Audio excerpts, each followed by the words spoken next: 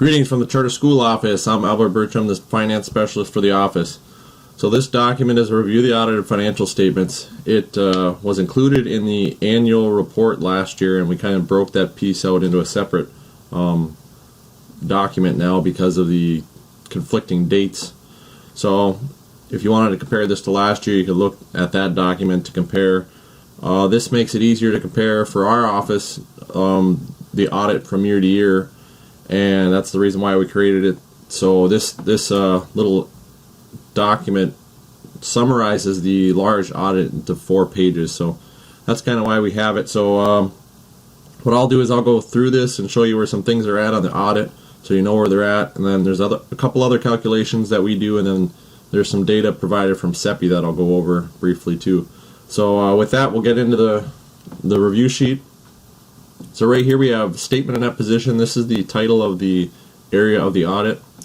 So to show that these numbers are all derived from the audit, I'll use total assets as an example. $1,068,598. So we'll quickly go to the audit. Here's where it says statement of net position, so that matches the title. And then here's our assets, and if we look at the total assets, it's $1,068,598. So if you wanted to come back and verify any of these numbers, you could do that. So we'll go back to the review sheet. So at the bottom you see ending net position. That is the June 30th, 2014 ending net position. The previous net position is the June 30th, 2013 ending net position. So I just wanted to clarify what those were. And then as we scroll down, we have balance sheet, current assets. These are general fund current assets. And then over here we have balance sheet, general fund. These are general fund classifications. So I'll show you where these are located at on the audit as well. So we'll go back to the audit. The balance sheet is 2 pages after the statement of net position. So 1, 2. Here's where it says balance sheet up here. So if you notice, there's not just the general fund. There's a school service fund, and then the total. So we're looking in the general fund column. So here's our general fund assets. And if we scroll down a little bit, we'll see our general fund classifications down here. So we have a committed amount and unassigned. So we'll go back to the review sheet. Here's our current assets, our general fund current assets. And then over here we have our classifications. So committed amounts are amounts constrained to specific purpose by the board. To be reported as committed amounts cannot be used for any other purpose unless the board takes action to remove or change the constraint. And then unassigned amounts are amounts that are available for any purpose. These amounts are reported only in the general fund.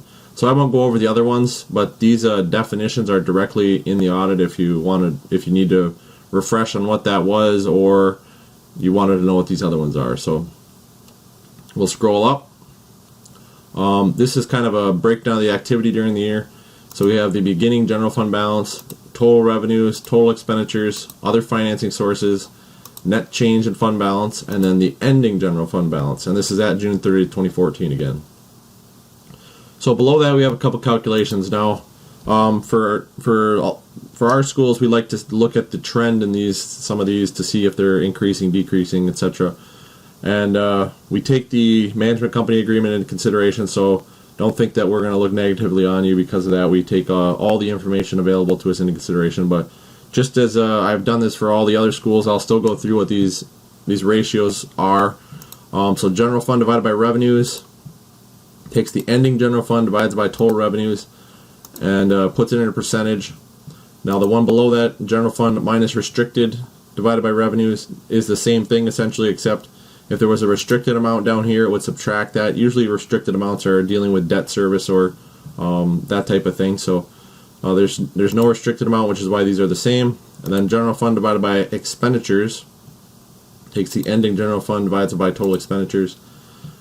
And then so this metric was in the February 2015 state aid status update, page 2 in the center.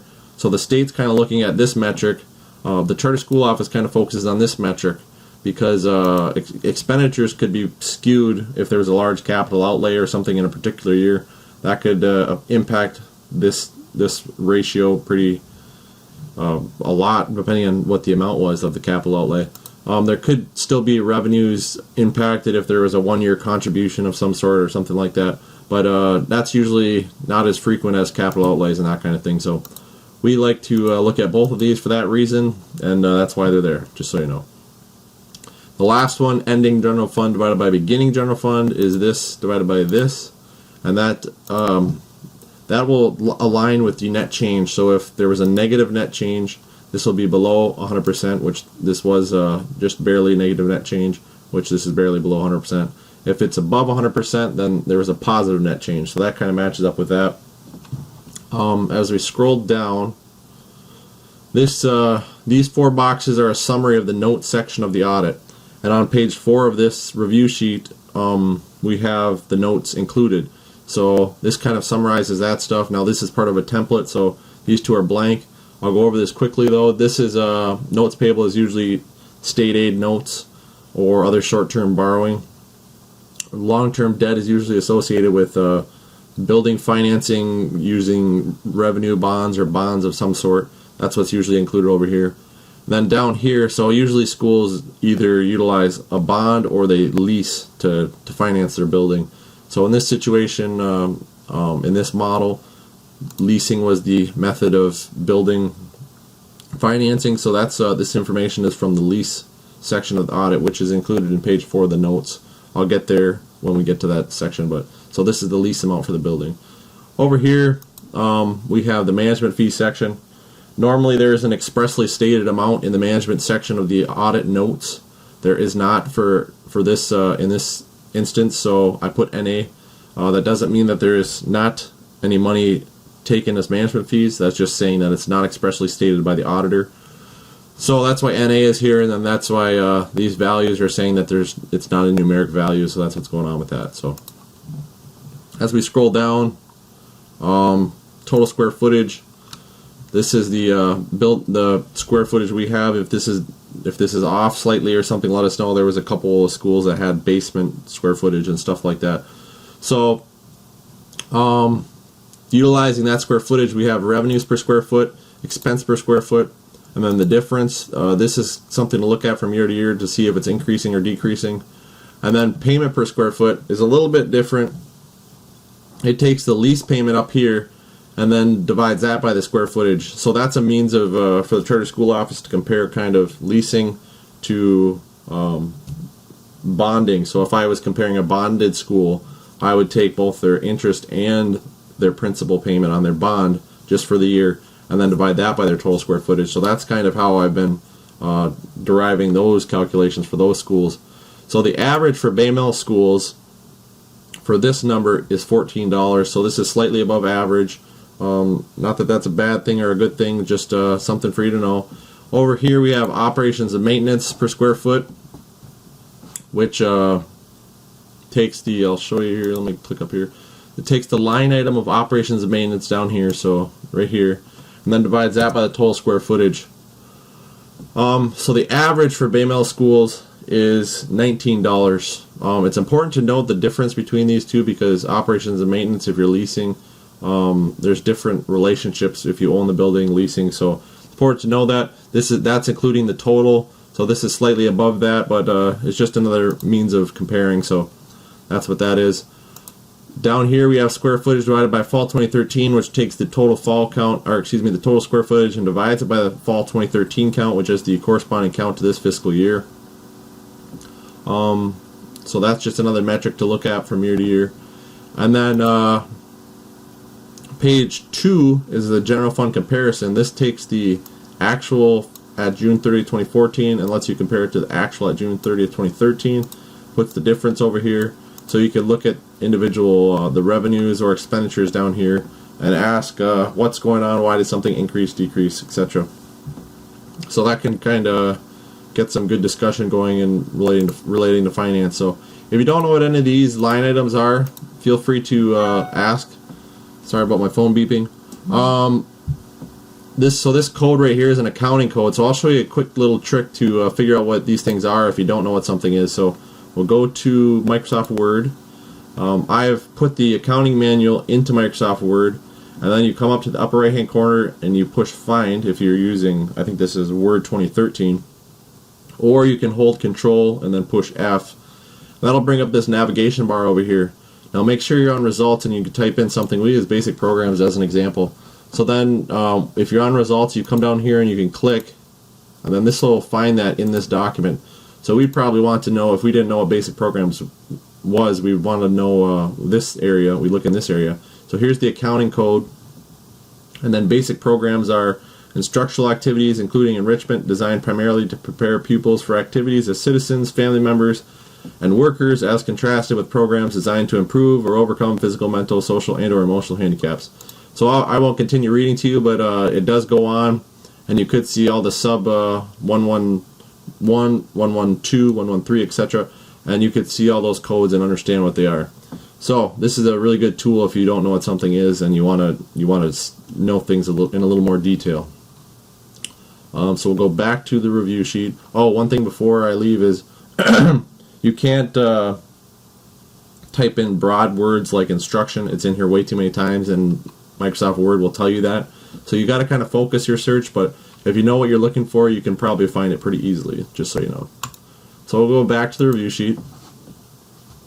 And then, so some of these don't have the accounting codes because they weren't part of my template. So if you want to know what the codes were, you could probably ask someone at the school or us if they're not readily available, and then or you can use the tool I just showed you there if you put that in a Word and find things pretty quickly. So that's a quick way to look at things and compare things, what's changed from year to year.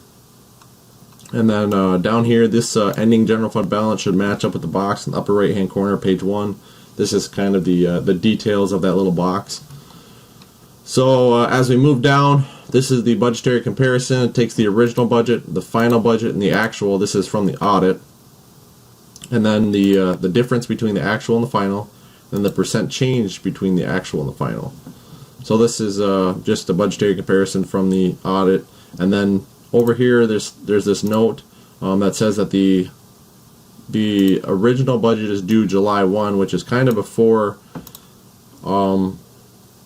which is well before the count date for each year. So some of our schools have a large discrepancy between the original budget and the final budget. So that's just there for that, to let myself know, others in the office, and then you as board members know that it's due July 1. So as we scroll down, we'll see these little boxes.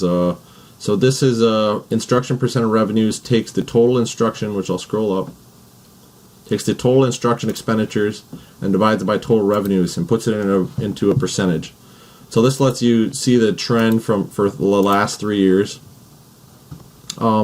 Now if you notice it went up, then it slightly went down. So if we scroll up, you'll see that revenues increased from 13 to 14, while instruction expenditures decreased from 13 to 14.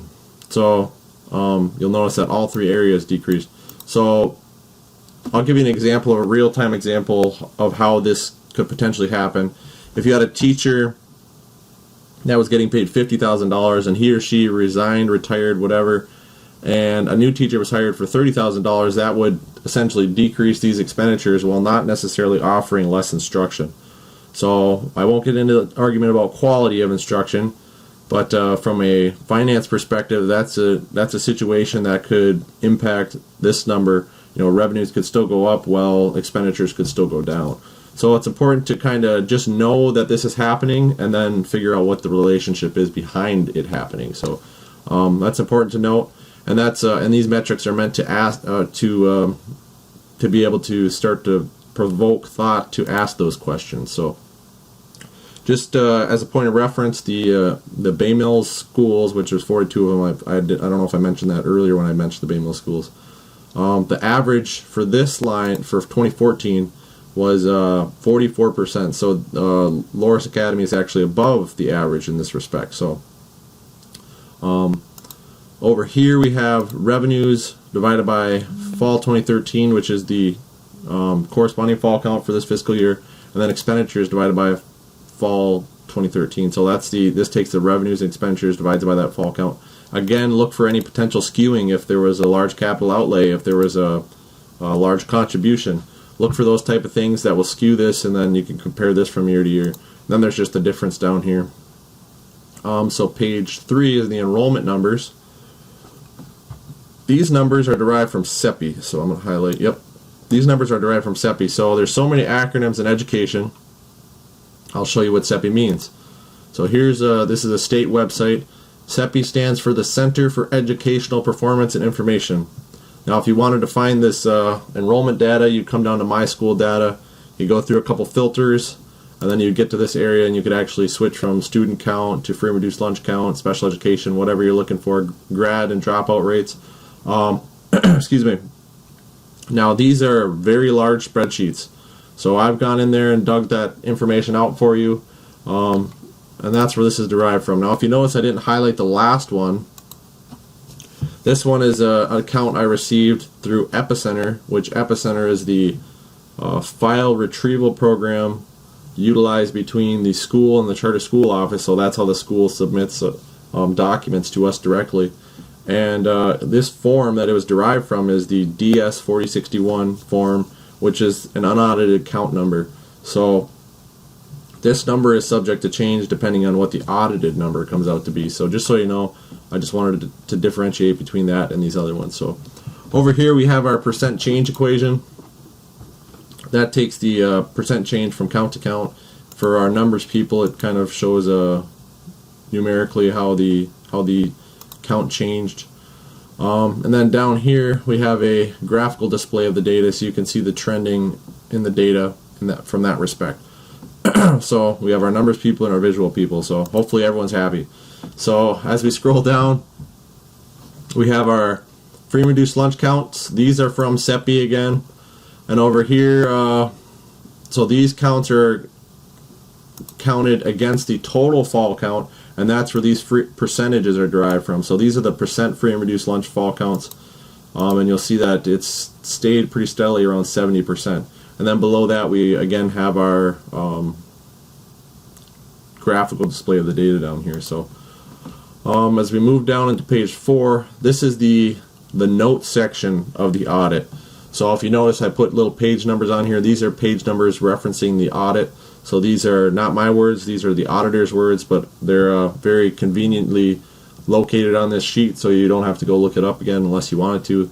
Obviously, if there's a table of some sort for long-term debt or something like that, I don't always put that on here. So this section is the debt section. It's dealing with anything dealing with capital assets or leasing or bonding for whatever the model is. So here's the operating lease information amount that says the annual rental payments required by the lease are $795. So that's where that number on page 1 was derived from. Again, you can look that up on page 16. Down here is the management company section. This is directly from the audit, page 12. I won't get into that, but if you wanted to read that, you could. Findings, there was no findings for the academy, which is good. Bay Mill Schools had 8 total findings out of our 42. 4 of them are related to small schools, and then 4 of them are from from other issues that have been corrected. So Bay Mill Schools have done pretty well this year as far as findings, so kudos to you guys. And then BMCC notes is just any other notes that aren't specifically related to the debt or management company information. So there's just a couple notes I put in here from the audit, page 6, and then the charter expiring, page 12. So this document is reviewed by Mariah Wannick in our office, and then my email is albertb@bmcc.edu. If you have any questions, comments, concerns, let us know. We hope you enjoyed this delivery method. It's a little different from the regional board training we had last year, so we hope you enjoyed it. Thanks for you do for the children of Michigan. Have a good one and take care. Bye.